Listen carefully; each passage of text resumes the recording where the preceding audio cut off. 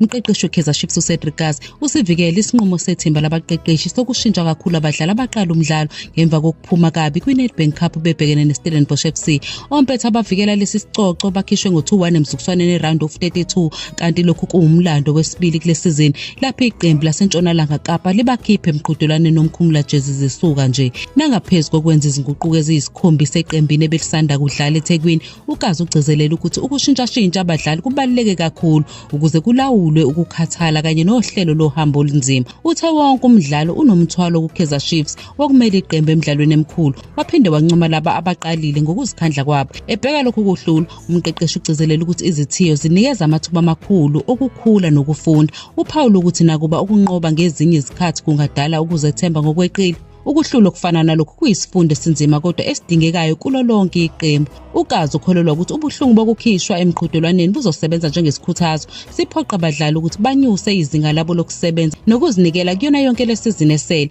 Ithimba labaqeqeshi libheke ukusebenzisa lolu lwazi ukuze lulungise amasu alo njengoba nengcindezi yokunqoba izicoco ikhula. Kukhona nokukhululeka-ke kulezi zinkundla zaseSoweto mayelana nabadlali abalimele, njengoba umqeqeshi eqinisekisile ukuthi abadlali abambalwa ababalulekile sebesondele ekubuyeni enkundleni. uGeorge Matlone noThabo Cele sebeqalile ukuzivocavoca neqembu, kanti abanye abadlali abalindeleke ukube babuye ngesonto elizayo. Lokhu kwengeza kwabadlali kuza ngesikhathi esibalulekile njengoba iqembu manje seligxilise wonke amandla alo kwi-Betway Premiership naku-CAF Confederations Cup.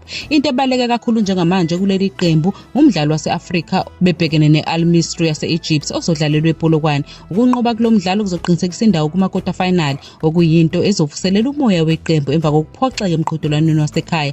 uGazi uyavuma ukuthi amathemba abalandeli anyukile futhi uyaqonda ukuthi iqembu kumele likhombise ukukhuthazela ukuze lihlale embangweni wezicoco ezisasele kule sizini.